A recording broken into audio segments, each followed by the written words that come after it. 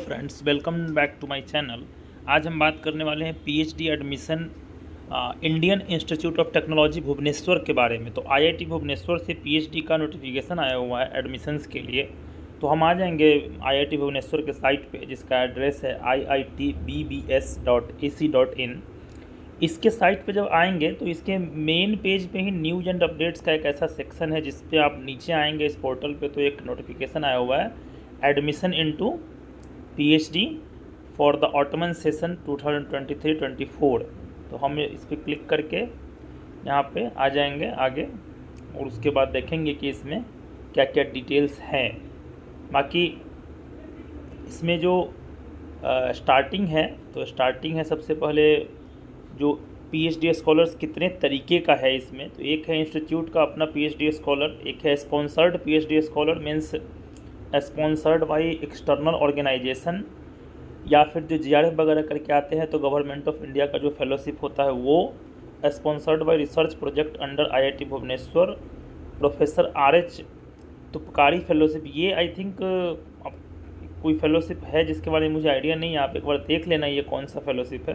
बाकी एक है जो joint MSc PhD students of IIT Bhubaneswar, यानी कि लाइक जो एमएससी पीएचडी का जो इंटीग्रेटेड कोर्स होता है उसमें अगर कोई बच्चा है तो वो वहाँ पे देख सकता है।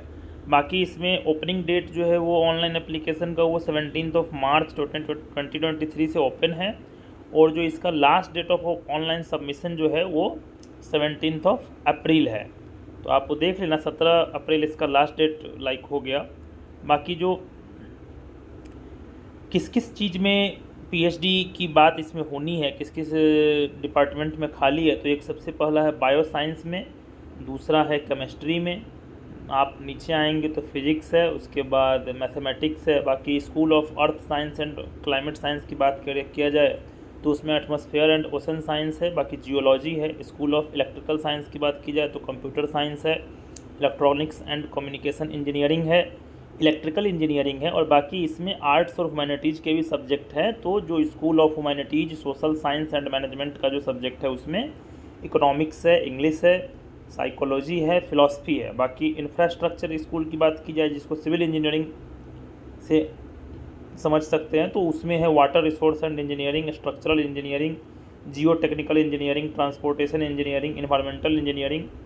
तो इस तरीके से बहुत सारे हैं, तो आप अपने अपने हिसाब से अपना अपना डिपार्टमेंट आप देख लीजिएगा। बाकी बात किया जाए एलिजिबिलिटी क्राइटेरिया की, तो जो अलग अलग बात किया जाए एलिजिबिलिटी क्राइटेरिया की, तो जो मिनिमम एलिजिबिलिटी क्राइटेरिया है एप्लीकेशन के लिए वो है कि इसमें जो सबसे पहले है कि candidates possessing the minimum eligibility criteria are eligible to receive IRA और UGC CSIR NET JRF और any other doctoral fellowship offered by the government of India as applicable on joining the PhD programme.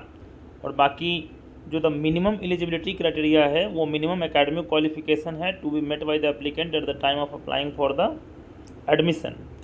और वो detail आगे होगा अलग अलग का। जैसे जो इंस्टीट्यूट का जो PhD स्कॉलर है, जो इसमें अगर किसी को लेना है एडमिशन, तो इसके लिए जो एलिजिबिलिटी क्राइटेरिया है वो है MTech होना चाहिए। बाकी इसमें काफ़ी डिटेल है, तो इस डिटेल में जाने पे तो काफ़ी लंबा वीडियो बन जाएगा, बट फिर भी थोड़ा सा देख लेते हैं। MTech और ME होना चाहिए, या फिर अप्रोप्रिएट डिसिप्लिन में इक्विवेलेंट डिग्री होना चाहिए 60% और 6.5 CGPA के साथ। और the candidate must be GATE qualified in an appropriate discipline, GATE qualification must है।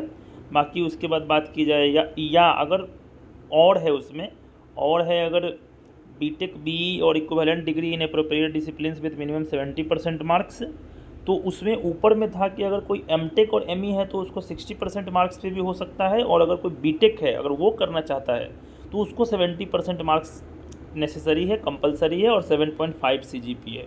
बाकी गेट क्वालिफाइड होना उसमें भी ज़रूरी है।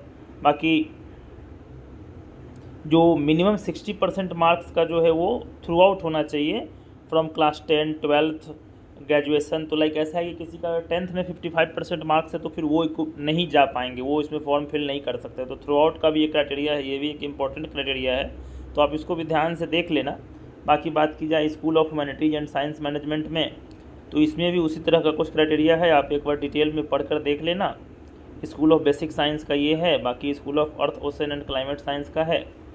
उसके बाद बात की जाए GATE NET discipline for PhD में एडमिशन, तो इसमें जो ऐसा है कि मतलब किस किस में गेट या नेट आपको क्वालिफाइड होना ज़रूरी है। तो अगर लाइक आप school of humanities social science and management में एडमिशन लेते हो तो जो गेट का डिसिप्लिन है या UGC CSI और नेट का जो डिसिप्लिन है वो इकोनॉमिक्स, इंग्लिश, साइकोलॉजी, फिलोसफी, ये 4 में अगर आप नेट क्वालिफाइड हो तो आप इसमें एग्ज़ाम मतलब ले सकते हो। जैसे लाइक मतलब होता क्या है कि जो मैनेजमेंट की जब बात आती है ना तो कॉमर्स, मैनेजमेंट और भी बहुत सारे अलाइड सब्जेक्ट माने जाते हैं, बट इसमें इन्होंने क्लियर कर दिया है कि जो हमारे यहाँ जो सीट्स एप्लीकेबल है वो 4 डिसिप्लिन में ही सीट खाली है, एक इकोनॉमिक्स में, एक इंग्लिश में, साइकोलॉजी में और फिलॉसफी में। तो लाइक कॉमर्स, मैनेजमेंट के जो सब्जेक्ट के बच्चे हैं वो इसमें नहीं जा सकते हैं। बाकी स्कूल ऑफ इलेक्ट्रिकल साइंस की बात की जाए तो इसमें भी अलग अलग डिपार्टमेंट दिया हुआ है, वो आप एक बार पढ़ कर देख लीजिएगा कि किस में कौन सा गेट या किसका एग्ज़ाम लगेगा।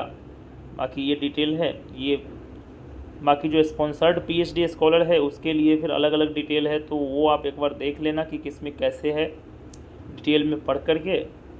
बाकी हम बात करते हैं लास्ट में एप्लीकेशन फ़ी की। तो एप्लीकेशन फ़ी इसका लाइक 500 रुपीज़ है फॉर जनरल OBC कैंडिडेट और EWS कैंडिडेट के लिए, और जो SC ST और जो PWD के कैंडिडेट्स हैं उनके लिए ₹250 ओनली, 250 रुपये है। बाकी एप्लीकेशन फ़ी जो है वो नॉन रिफंडेबल है। फॉरेन नेशनल्स अगर कोई फॉर्म फिल करना चाहता है तो $50 लगेगा फॉर ऑल कैटेगरी, और female candidates are exempted from the payment of application fee. तो ये सारी डिटेल है PhD के रिगार्डिंग। तो आप एक बार नोटिफिकेशन डाउनलोड करके डिटेल भी देख लेना, और अगर कोई फॉर्म फिल करना चाहते हैं तो वो फॉर्म फिल भी कर सकते हैं। बाकी मुझे ऐसा लगता है कि अगर किसी को फॉर्म फिल करने का जो डिटेल है वो इसमें न्यू रजिस्ट्रेशन पे करके आप यहाँ से और उसके बाद लॉगिन करके आप फॉर्म को फिल कर सकते हो। बाकी इसमें अलग अलग सेक्शंस दिए हुए हैं। कॉन्टैक्ट वाले सेक्शन में हो सकता है कि आपको अगर कोई क्वेरी हो तो आप उस पर कॉन्टैक्ट करके पूछ सकते हैं। एक बार हम चेक भी कर लेते हैं क्या है कॉन्टैक्ट में। वही है कॉन्टैक्ट में है कि अगर आपको किसी तरह का कोई समस्या है तो आप इस पर, अगर एप्लीकेशन फ़ी से रिगार्डिंग समस्या है तो आप ईमेल ID और कॉन्टैक्ट नंबर इस पर क्लिक कर सकते हो। अगर कोई ऑनलाइन एप्लीकेशन प्रोसेस में कुछ टेक्निकल प्रॉब्लम आ रहा है तो आप इस पर क्लिक कर सकते हो। इन्फॉर्मेशन रिलेटिंग टू एडमिशन चाहिए तो आप इस पर कॉल कर सकते हो या ईमेल कर सकते हो। इस तरह से ही अलग अलग डिटेल है। बाकी यूजफुल इन्फॉर्मेशन की बात की जाए तो इसमें थोड़ा से आप ये भी देख सकते हैं, इसमें जो यूजफुल इन्फॉर्मेशन की बात की जाए तो जो candidates are required to apply through online process only, आप इस वेबसाइट पे जा कर के सिर्फ ऑनलाइन ही अप्लाई कर सकते हो, ऑफलाइन अप्लाई करने का कोई प्रोसेस नहीं है। बाकी इसमें लिखा हुआ है नेक्स्ट में कि the candidates applying for more than 1 discipline, अगर कोई कैंडिडेट एक डिसिप्लिन से ज़्यादा में अप्लाई करना चाहता है तो have to submit separate online application for each discipline along with the requisite application fee as applicable. There is no need to send the hard copy of the application form. और इसमें application form का कोई भी hard copy भेजने की ज़रूरत नहीं है। बहुत सारे IIT के फॉर्म अभी हमने कवर किए हैं तो बहुत सारे में होता भी है, तो इसमें नहीं है, तो आप इस देख लीजिएगा, इसमें कोई भेजने की ज़रूरत नहीं है। बाकी candidates qualifying examination results and certificates are not available. अगर कोई लास्ट ईयर या अपेयरिंग ईयर कैंडिडेट है तो उसको प्रोविजनल सर्टिफिकेट जमा करना पड़ेगा। बाकी जो है सो रिटन टेस्ट और इंटरव्यू के लिए भी डेट आई थिंक नहीं दिया हुआ है, वो कब बुलाएंगे। No TA will be provided. बाकी उसके बाद ये डिटेल देख लीजिएगा, उसमें और भी डिटेल है क्या क्या है। बाकी फ़ोटो सिग्नेचर किस किस फॉर्म में अपलोड करना है, कौन कौन सा डॉक्यूमेंट देना है, तो इसमें ये सब सारा डिटेल दिया हुआ है, तो आप ये देख करके सारा चीज़ देख सकते हैं। बाकी अगर कोई स्पॉन्सर्ड ऑर्गेनाइजेशन से आ रहा है तो जो स्पॉन्सरशिप का सर्टिफिकेट है वो इस पर क्लिक करके आप यहाँ डाउनलोड करके इसको आपको कंसर्न्ड ऑर्गेनाइजेशन से साइन वगैरह करवा करके उसको सबमिट करना पड़ेगा। तो यही था IIT भुवनेश्वर के बारे में, PhD एडमिशन के बारे में।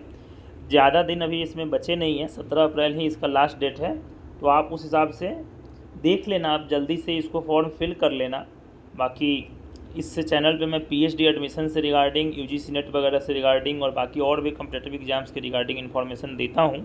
तो आपको इन्फॉर्मेशन में अगर पसंद आया हो तो आप लाइक शेयर और सब्सक्राइब कर सकते हो। बाकी इस वीडियो में कुछ ऐसा लगा आपको या कुछ प्रॉब्लम लग रहा है कि इसमें और भी कुछ कवर किया जाना चाहिए या कुछ भी, तो आप कमेंट सेक्शन में बता भी सकते हो, हम उस सेक्शन को भी कवर करेंगे। और या फिर आपके माइंड में अगर कोई सजेशन है वीडियो के रिगार्डिंग तो आप वो भी कमेंट सेक्शन में दे सकते हैं। सो तब तक के लिए थैंक यू, बाय।